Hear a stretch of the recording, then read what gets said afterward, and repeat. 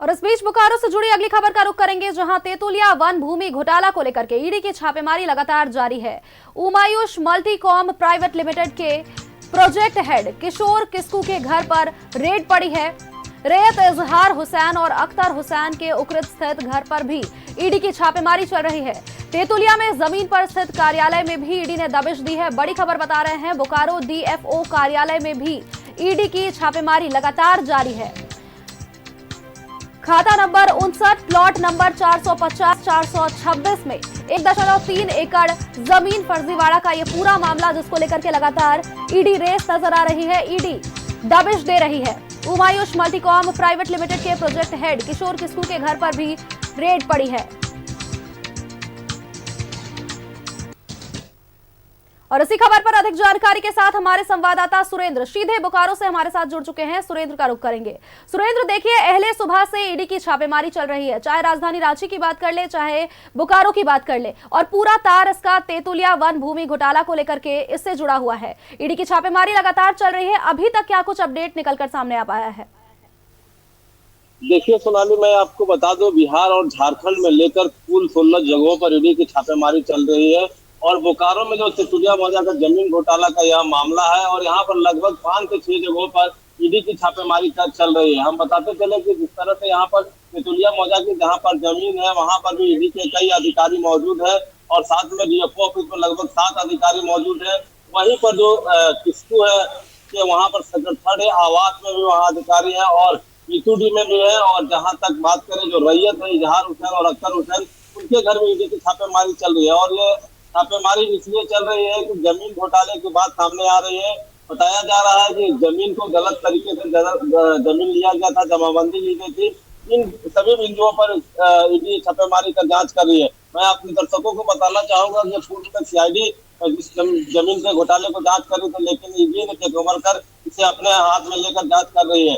अगर हम कुछ दिनों पूर्व की हम बात करें तो पहले जो है कि यहाँ पर जो इजहार हुसैन और अख्तर हुसैन के पक्ष में हाईकोर्ट ने फैसला सुनाया था, जिसके बाद बोकारो डीएफओ रजनीश कुमार वहां पर इन्होंने कोर्ट में जाके अपील की थी। इसके बाद जो हाईकोर्ट है, उन्हें कोर्ट ऑफ कंडक्ट के मामले में दोषी करार दिया था, और 14 अप्रैल में इनको सजा सुनाने की बात कही गई थी। हालांकि कोर्ट ने इन्हें 8 सप्ताह का समय दिया था सुप्रीम कोर्ट जाने का।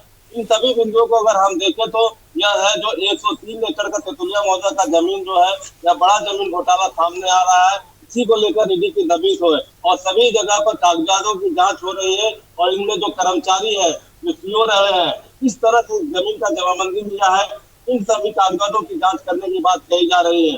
अब देखना यह होगा कि ईडी की जांच कहाँ तक पहुंचती है, क्योंकि यह जो जमीन तेतुलिया मौजा का जमीन है, कई वर्षों से चला आ रहा है, यह आज का मामला नहीं है।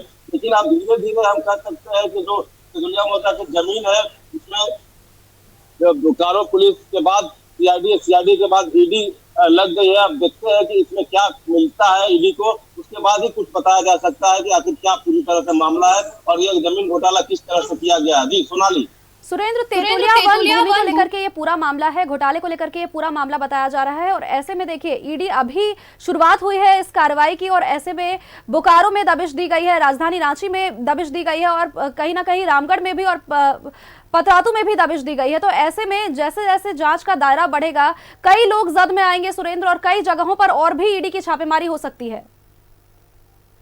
जी बिल्कुल, जिस तरह से जमीन की खरीद बिक्री हो रही है और जिस तरह से जमीन का रेट हाई हो रहा है, इसको लेकर ईडी की छापेमारी भी चल रही है। और इसमें कई एक राज कंस्ट्रक्शन का नाम आ रहा है, कई अधिकारियों के भी नाम आ रहे हैं। हम कह सकते हैं इसमें कहीं ना कहीं पीछे से सफेद पोस्ट भी होंगे। धीरे धीरे जैसे जैसे जांच आगे बढ़ता जाएगा, वैसे वैसे इस तेतुलिया मौजा की जमीन घोटाले की कलई खुलती जाएगी, और इसमें कौन कौन संलिप्त है वो भी सामने आता जाएगा। लेकिन जो यह जमीन का मामला है, यहाँ पर हम कह सकते हैं जो वन भूमि है, लगातार डीएफओ के यहाँ से इसके लिए हाईकोर्ट में अपील की जा रही है। कई कागजातों की भी जांच की गई। बंगाल में जहाँ से हम कह सकते हैं फाइल निकाला गया, जहाँ इन्होंने साफ तौर से डीएफओ ने कहा कि वहाँ पर इस तरह के कोई इनके नाम से कह सकते हैं जो रैयत है उनके नाम से जमाबंदी नहीं है, गलत तरीके से जमाबंदी ली गई है।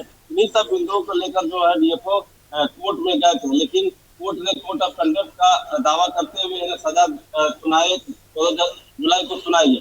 लेकिन सबसे बड़ी बात है कि आखिर इसके पीछे कौन है, आखिर यह जमीन जो है किसने खरीदी और किस तरह से खरीदी। बताया जाता है कि पूर्व में या किसी बहतों से जमीन हुआ करती थी और पूर्वजों की जमीन बताई जा रही है। जहां अख्तर और उनके साथ जो और लोग हैं जो जमीन के मालिक हैं, उनका कहना है कि हमारी जमीन है, लेकिन वन भूमि कहती है कि ये हमारी जमीन है। इसमें बीएसएल की भी बातें सामने आई थी, क्योंकि यह बीएसएल की जमीन थी और बीएसएल को जो जमीन थी ये कहना है कि ये जमीन हमने दे दिया था, लेकिन डीएफओ का साफ तौर से कहना है कि जमीन हमें वापस नहीं की गई थी। अब ये देखना है कि ये जमीन जो है जो वन भूमि है या रैयतों की जमीन है, क्योंकि जिस तरह से कोर्ट ने फैसला सुनाया है कि न तो राज्य सरकार की जमीन है, न या वन भूमि है, तो रैयतों की जमीन है। अब यह देखना होगा कि किस तरह से जमाबंदी ली गई है और किन किन लोगों की संलिप्तता है, या धीरे धीरे कलई खुलेगी। क्योंकि अब ईडी का हम कह सकते हैं कि बोकारो में दबिश हो गया है। जमीन मालिकों के घर, जमीन से जुड़े लोगों के साथ छापेमारी कर जानकारी ली जा रही है। जी नजर बनाए रखिएगा सुरेंद्र इस खबर पर, आगे भी आपसे जानकारियां लेंगे। अपडेट्स आने पर दोबारा से आपका रुख करेंगे। फिलहाल के लिए बहुत बहुत धन्यवाद आपका हमारे साथ जुड़ने के लिए।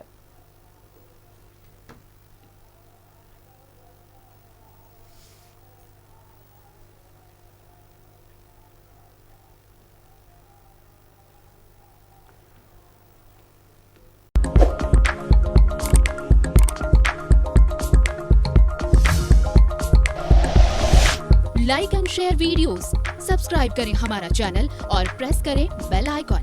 न्यूज़ 11 भारत, सच है तो दिखेगा।